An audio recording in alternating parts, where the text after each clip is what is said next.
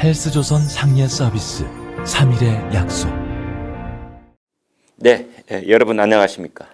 경멸이라는 단어가 있죠. 상대를 깔보아 업신여기는 것을 뜻합니다. 모멸이라는 말도 있습니다. 이건 역시 비슷한 뜻이죠.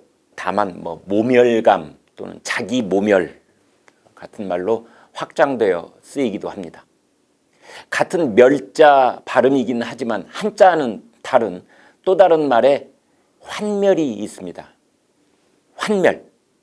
상대에게 걸었던 꿈이나 기대가 깨져버려서 괴롭고 속절없는 마음이 되었을 때 우리는 환멸이라는 말을 씁니다. 환멸. 오늘 아침에 신문을 보다가 이 단어가 제목으로 뽑혀 있어서 눈길이 갔습니다. 청년 정당인 브랜드 뉴 파티의 32살 조성은 대표가 그 말을 했습니다. 조성은 대표는 원래 박원순 서울시장 캠프에서 일하며 정치에 발을 들였고 이후에도 줄곧 진보 진영 쪽에 몸담고 있었습니다. 그러다 이번에 자유보수 쪽 미래통합당에 합류한다고 선언했습니다. 그런데 조성은 대표는 진보 진영의 환멸을 느낀다고 했습니다. 그렇다면 도대체 무엇이 이 같은 젊은이를 진보에서 자유보수 쪽으로 돌려 세웠을까? 조 대표는 조국 사태, 문재인 정권의 실정, 공수처법 강압 통과, 민주당만 빼고 칼럼 고발 사태 이런 것들을 거론을 했습니다. 우선 조국 사태부터 본다면 지금 여당은 말이죠. 이 조국 프레임에서 아직 빠져나오지 못하고 허우적거리고 있습니다. 합리적이고 상식적인 정치 집단이라면 행여 야당에서 조국 사태를 물고 늘어질까 봐 걱정을 해야 할 판인데 지금 여당은 조국 씨를 비판하는 소신 발언을 했던 금태섭 의원의 지역구에 조국 씨를 옹호해온 친문 성향의 김남국 변호사를 내세울 것으로 알려졌습니다.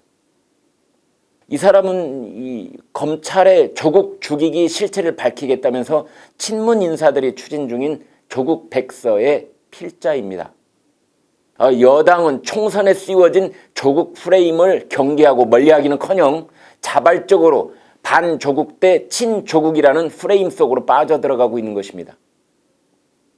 오늘 조선일보 사설이 규정한 것처럼 조국은 희대의 파렴치한 인물입니다. 그런데 조성은 대표의 말대로 민주당 등 진보 진영은 조국 전 장관을 비판하는 논평 하나 제대로 못 내는 모습으로 일관해 왔습니다. 젊은 층은 그런 진보 진영의 두 번의 환멸을 느끼는 것입니다. 한 번은 조국 일가족의 파렴치한 행동에 대해서 또 한 번은 그런 조국 씨에게 제대로 비판 한 번 못하는 진보 진영의 이중성에 대해서 환멸을 느끼는 것입니다. 민주당만 빼고라는 임미리 교수의 칼럼에 대한 고발 사태도 마찬가지입니다.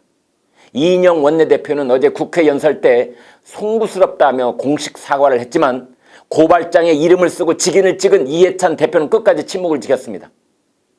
표현의 자유를 보장하겠다는 정권이 정작 자신들을 비판하는 사람들의 입을 틀어 막으려는 시도를 했다는 사실에 젊은이들이 환멸을 느꼈을 것이고 고발장의 장본인이자 당 대표가 침묵을 지키고 있다는 사실에 다시 한번 환멸을 느꼈을 것입니다. 유시민 노무현재단 이사장이 뒤늦게 임 교수 칼럼에 대해 저질 칼럼이라느니 함량 미달이라느니 이렇게 비난을 한 것도 진보 진영에 대한 환멸을 깊게 했을 것입니다.